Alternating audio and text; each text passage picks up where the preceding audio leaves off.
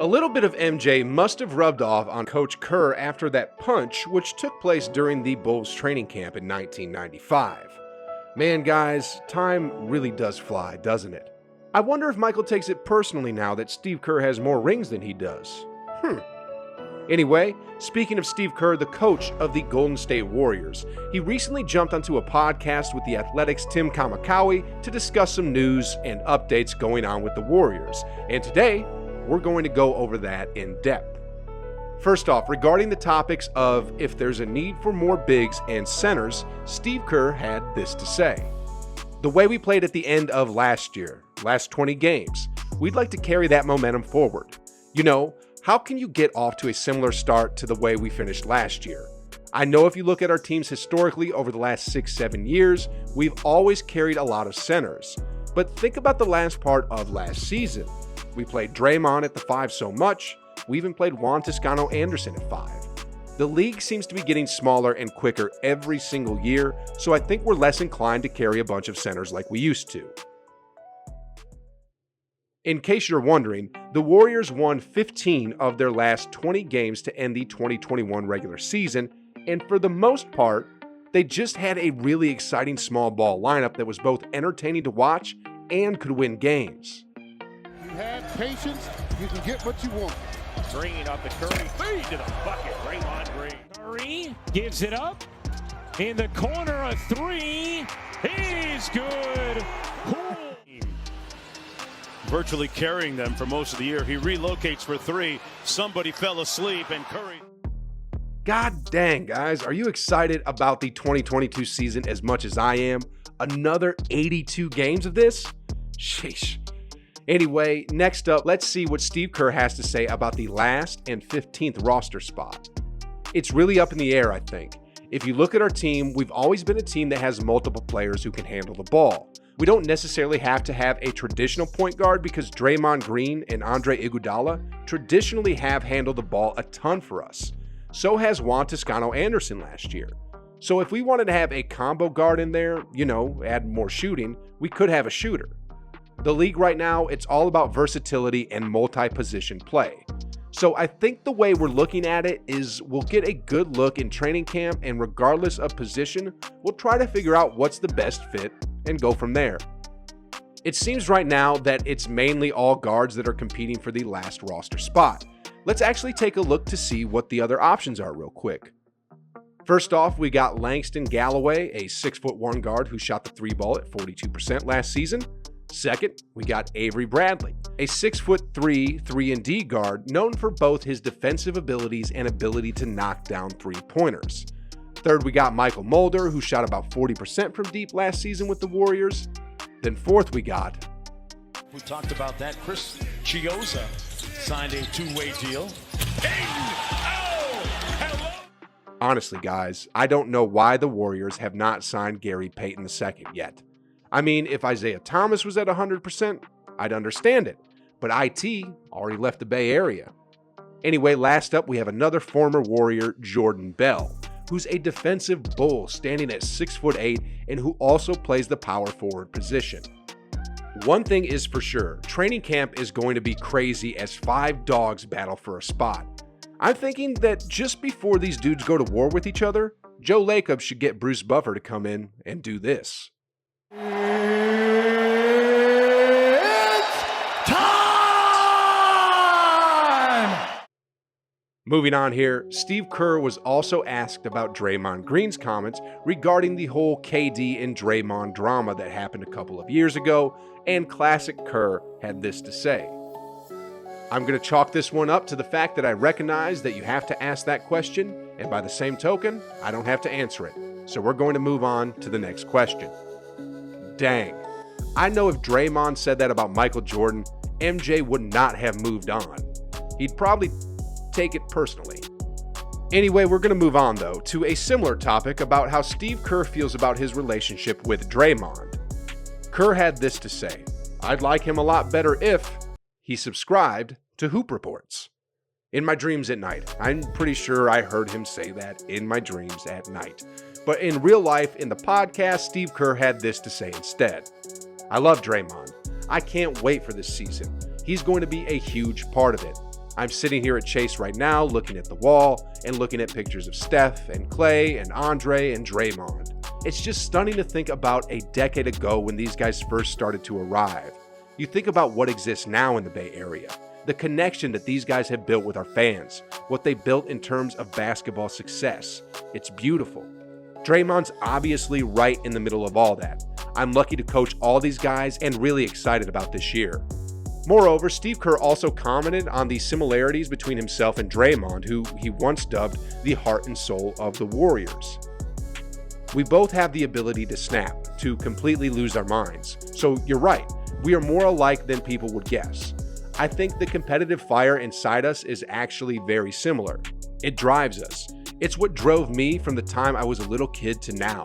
It's what's driven Draymond. That competitiveness is always going to drive us. It's part of who we are organizationally. It's part of who we are individually. It's something I look at, and every day I'm thankful to go to war with Draymond Green. Ladies and gentlemen, I'm glad I'm not in a war or a fight, but if I had to, I think I'd be thankful too if Draymond was in my squad. Now we got a fight. We have a legitimate fight here. By God, he just took down Bradley Beal like it ain't no thing. Guys, should we get Bruce Buffer back in the building?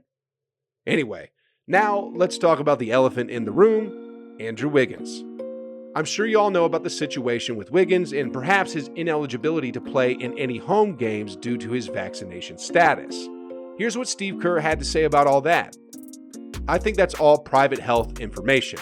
But as far as the bigger picture, what the league is going to do, what the city's going to do, how that's mandated, which side overrides the other in terms of if there are two separate rules, we don't really know. And we're trying to navigate all of that. Behind the scenes, we're trying to sort through everything and figure it out, but I'm not even sure the league knows or the city knows yet at this point. And guys, I don't want to speculate too much on this, but I hope this all gets sorted out soon. Moving on, let's get into Clay a bit. God, I need to see this guy come in a game and drop 10 threes very soon. This is what Steve Kerr had to say recently about Clay and how he's looking. I do know that watching him every day on the court, he's really moving well. He's in good shape, he's happy. He's excited to be back out on the floor with the guys. The light is finally at the end of the tunnel. I keep thinking about that moment when he steps onto Chase for the first time. It's going to be so emotional. You think about everything Clay means to this franchise, what he means to our fan base, and what he has gone through the last 2 years just to get to this space. He's finally on the cusp, and he feels it. You can see it in his walk. He's excited, and he's getting close. Man, one thing is for sure. The Chase Center roof is going to come off once this dude gets back splashing threes on the hardwood courts. Clay wants the ball. Clay. Warriors are having fun.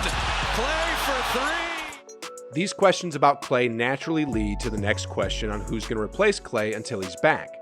Is it going to be Jordan Poole? Steve Kerr had this to say on that subject. I do know Jordan's going to play a ton. I mean, he's dominating the pickup games out there. His confidence is at an all-time high. But really, whether he starts or not, it almost doesn't matter. He's going to be out there for big minutes. What we've got to figure out is the best combination. We're going to miss some of the guys who were on the 2020-21 team. Defensively, I'm a little concerned in the backcourt before Clay gets back.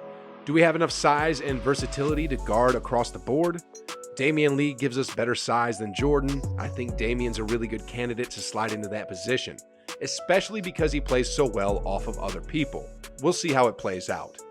Well, Damian is part of the Splash family now after marrying Steph's sister, so hey, I'm sure he'd have excellent chemistry with Steph, and I can't wait to see him drop another game winner. Can't get to Wiggins. Can't get to Curry. Goes into Looney. Here's Lee. Three for the lead. Oh! Moving on here, Kerr was then asked about Kuminga and Moody, of course, and when asked about what the expectations are for the 2 new lottery picks, Kerr had this to say. In my experience, it's very rare for rookies to come in and actually contribute at a high level to winning. It's so difficult, there's so much to learn. Even if a guy's capable of scoring and defending and physically standing up to everything, it's just the difference in the NBA game. And the scouting. You've got to have a scouting report on every guy on all 30 teams. Do I close out on this guy? Do I run him off the 3-point line? Do I close short? Do I play him to shoot? Does he like to go right? Does he like to go left? 29 other teams times 15 players. That's a lot of scouting reports to have in your head. That's why very few rookies ever really are able to contribute at a high level to a playoff team. I'm just excited to coach both of those guys, and I think we should temper expectations for contributing right away. But you always leave the door open because if they're good enough, then they're going to be out there. I didn't know that they got a scouting report on all 450-ish players in the league. That sounds like a lot of studying. I guess these two new rookies will be right back in a seat with a teacher like this. I taught school for 20 years in the inner city, so don't even think about messing with me. Y'all feel me? When I say teacher, I mean this dude. Curry, the crossover. Knocked away by Green. Shot clock at 1. I've never been in a Warriors locker room, but I'd wager Draymond has the loudest voice, and I'm sure he'll be teaching all these young kids the ropes of the NBA. Anyway, when Steve Kerr was asked specifically about Jonathan Kuminga, the Warriors head coach said, "What's funny is you go back and if you see a rookie picture of anybody, LeBron James, Steph Curry, almost anybody, if you see a picture of them now and when they're rookies, you think, look at how skinny that guy is. Look at how thin that guy is." So if you look at Kuminga and Moody now, just think what they're going to look like in 4 years, especially Kuminga because of the way he's built. He's going to add a lot of muscle and just pure strength that's going to suit him well. As he gains more and more knowledge of the game, he'll have a greater and greater chance to make an impact. Steve Kerr just really needs to say the truth, and that's the fact that Giannis 2.0 is going to be raised in the Bay Area. Steve Kerr does have really wise insights, and I look forward to seeing how he'll glue everything together when the season starts. But if you're wondering what he has to do to make this a championship team, I've got the video for you right here. There's just about half a dozen things that, if done right, will almost guarantee the Warriors that 2022 championship. Click the video, guys, watch it, enjoy it, and as always, I will see you on the other side.